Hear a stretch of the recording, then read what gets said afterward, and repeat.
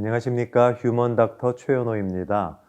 오늘은 아이들에서도 내시경을 하는가란 주제로 저희가 얘기를 드릴까 해요. 소아 내시경을 언제 하는지 또 어떻게 하는지 이런 게 궁금하실 것 같아서 오늘 가져왔습니다. 제 옆에 저랑 같이 일하고 있는 김미진 교수님을 모셨습니다. 교수님.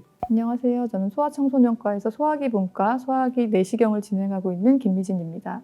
김미진 교수님이 참으로 많은 소아의 내시경을 하고 계세요. 이제 위장관 내시경 또는 직장 내시경, 대장 내시경 이런 것들을 저희가 주로 하고 있는데 궁금해요. 이게 실제로 소아에서 내시경이 그렇게 많이 하는지 어떤 질환에서 하는지 이런 게 제일 궁금해갖고 제가 오늘 교수님께 좀 여쭤보고자 합니다. 도대체 소아에서 어떤 경우에 내시경을 하는 거예요? 위장관 내시경을 시행할 때 가장 흔한 경우는 아이들이 이제 상복부 통증을 호소할 때 복통이 있는 경우나 또는 이제 토가 심해지면서 피를 토할 수 있죠. 토혈. 이런 경우에 보통 이제 위장관 내시경을 시행하게 되고 그럴 때 이제 실제로 소아 청소년 연령에서도 위염이나 십이지장염, 또 위궤양 이런 것들이 발견이 되기 때문에 위내시경을 하게 됩니다. 또 대장 내시경의 경우에는 혈변을 본다거나 복통이 있다거나 설사를 하는 경우에 저희가 이제 대장 내시경을 시행하게 되고 앞서 말씀드린 알레르기성 직장염이나 더 나아가서 염증성 장질환 이런 질환들이 대장 내시경으로 진단되는 거기 때문에 이럴 때 이제 이런 내시경을 시행하게 되죠.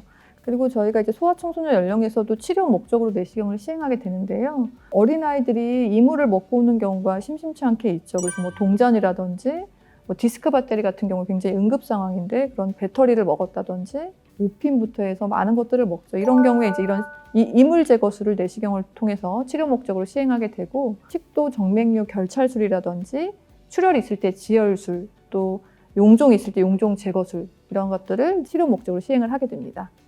지금 김미진 교수님 얘기하는 걸 제가 들어보니까 그러면 뭐 성인과 별 다를 게 없네요. 맞습니다. 상당히 많이 다양한 경우에서 소아에서도 내시경이 이루어지고 있고 다만 틀리다면 아이들이 실수로 이물을 먹었거나 하는 그런 거 말고는 성인과 거의 비슷한 어떤 적응증이라고 하죠. 우리가 적응증을 갖고 있는 것 같아요. 그러면 내시경하는 방법도 똑같나요?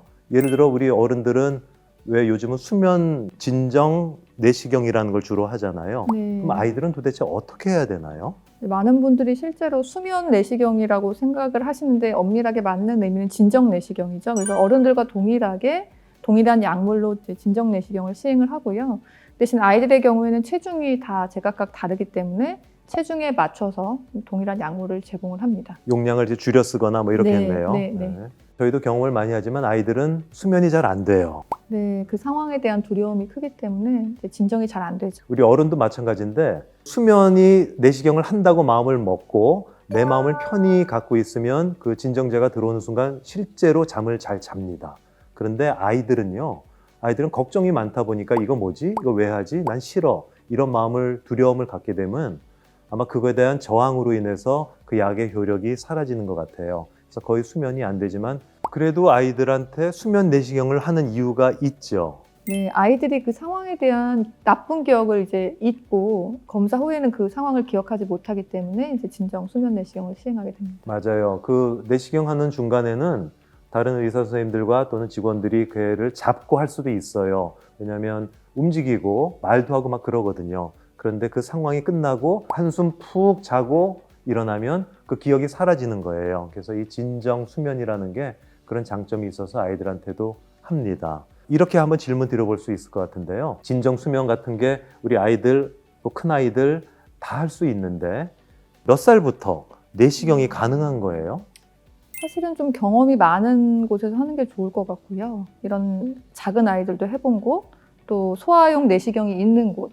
아이용, 특히 신생아용 내시경이라는 게 나와 있죠. 그게 아마 직경이 0.5cm 정도 5mm 정도. 나올 거고요. 큰 아이들한테 쓰는 거는 한 8mm에서 9mm 정도가 나오고 대여섯 살, 7, 8살만 넘어가도 성인께 들어가는데 아무 지장은 없어요. 그래서 다 사용할 수 있고 결국은 지금 김미진 교수님이 얘기했듯이 얼마나 많은 경험이 있었는가 이런 것 때문에 아마 쉽게 끝날 것인지 말 것인가 결정 날 것 같기도 해요. 지금까지 그 아이들도 다 내시경을 하는구나, 또 내시경에 수면도 다 하고 어린아이들까지 다 할 수 있다는 건 알게 됐는데 지금 얘기하신 거를 보면 위장 내시경과 대장 내시경을 얘기하신 거지 사실 장이라는 게 뭐 3m에서 5m 쭉 놓고 보면 제일 긴 부분이 소장이거든요.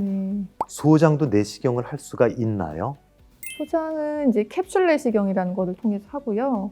조금 큰 애들, 10살 넘어가는 애들 같은 경우에는 새끼 손가락 한 마디 정도 크기이기 때문에 삼킬 수 있지만 조금 어린 아이들은 캡슐 내시경을 삼키기 어렵죠. 그런 경우에는 저희가 위장관 내시경으로 캡슐을 잡아서 이제 위내나 십이지장 내에 넣어주게 됩니다. 결국 그것도 아마 경험이 많아야 할 수 있을 것 같아요. 네. 어른들은 소장 내시경이 사실 있습니다. 특별한 경우에 하기는 하는데요. 시간이 좀 오래 걸리고 힘든 작업이긴 하더라도 소장 내시경을 통해서 직접 보기도 하지만 현실적으로 소아에서는 그렇게 하지는 않아요. 아주 큰 아이가 아니면 그렇게 안 하고 캡슐 내시경을 이용해서 이 소장 부분을 다 살펴볼 수는 있습니다. 식도, 위장, 십이지장, 소장, 대장을 우리 의사들의 눈으로 다 볼 수 있는 시대가 된 거예요.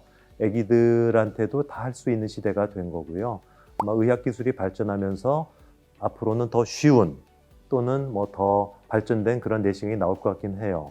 제가 하나 또 궁금한 게 하나 있는데 어른들 대장 내시경 할 때 사실 자면서 하면 되니까 그다지 부담이 없어요. 차부 끝나면 끝나잖아요. 근데 제가 가만 들어보면 가장 힘들어하는 게 하나가 있어요. 전날 장을 비워야 해요. 위장 내시경 같으면 그냥 굶기만 하면 다 할 수 있는데 대장 내시경 같은 거는 장을 비워야 볼 수 있잖아요. 아기들도 가능한가요? 사실 이제 큰 아이들 같으면은 먹는 거가 가능한데 어린 아이들은 이제 많은 양을 먹기가 힘들죠. 어린이들은 체중에 따라서 이제 장 정결제 먹는 용량이 조금 변하고요.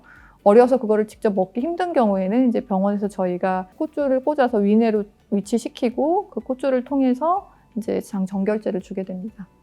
물론 대장 내시경 할 정도 되려면 좀 나이가 많은 아이들한테 주로 많이 할 건데 저희들이 뭐 콧줄 꽂는 걸 주로 하는 건 아니고 아이의 자기 결정에 따라서 우리가 권유를 하겠죠. 너 이거 먹으면 다 할 수 있어. 그리고 자신감을 주고 또 뭐 위안도 주고 하면서 스스로 먹고 또 나중에 끝났을 때 어떤 성공감을 느낄 수 있게 우리가 해드리고 있긴 합니다. 하지만 정 안 될 경우에만 콧줄을 이용해서 그 장 정결제를 투입하기도 하는 거죠.